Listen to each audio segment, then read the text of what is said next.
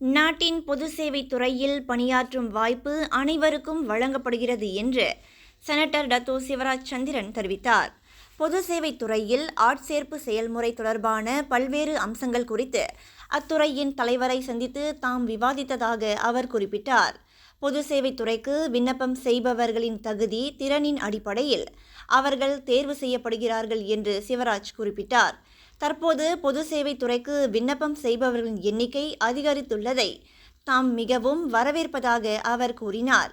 அதிலும் குறிப்பாக இந்திய சமூகத்தினர் பொது சேவை துறையில் அதிக விண்ணப்பம் செய்துள்ளது அவர்களின் ஆர்வத்தை காட்டுவதாகவும் சிவராஜ் கூறினார்.